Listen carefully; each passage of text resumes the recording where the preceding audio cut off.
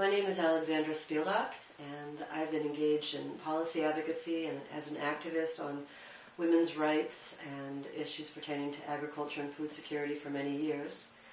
And when asked what would it take to create a food system that works for women, I guess my short answer is leadership. I really feel that we're at a time when strong leadership is needed to shift the paradigm across the board, and certainly from the women's movement. One of the challenges that I see is that we're often running behind the problems still, instead of stepping out in front of them. And we know many of the negative impacts of the food system on women's lives and on the lives of members of their families and their communities. So, where we need to go at this point is to define the specific set of objectives that will move us forward. And that means moving beyond just say no approaches, or even going beyond gender mainstreaming, which has its value, but also can be limited in terms of not being as transformative as it needs to be. I think that we need to break out of our silos that we're in, where you have the women's movement in one corner and you have land specialists in another, food security specialists in one corner and water specialists in another, to define an agenda that's interconnected and one that is also based on technical expertise.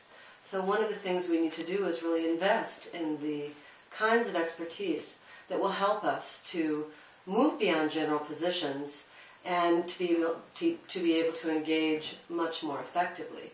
And this means having more economists who can make that stronger connection between impacts in the microeconomy as well as the macroeconomy.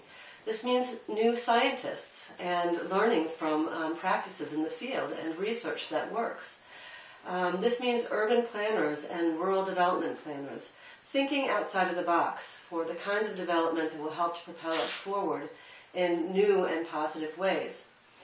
We also need the finances to be able to invest effectively, and for that we need a progressive pool of funders or network of funders that cares about these issues. And in particular, where investment may be flowing towards large-scale initiatives or ways to insert women farmers into global supply chains, I'd like to see more funding go toward supporting viable markets at the local level and agroecological practices and post-harvest technologies that save women's lives, as well as leadership training and support for new spaces that allow for decision-making, strong decision-making that is being generated by women themselves.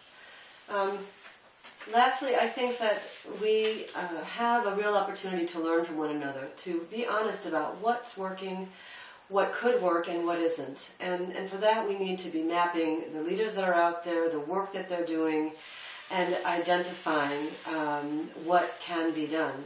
Again, I think leadership is the core issue moving forward, and the way we get there is by creating a space and a dialogue for real, positive, transformative change.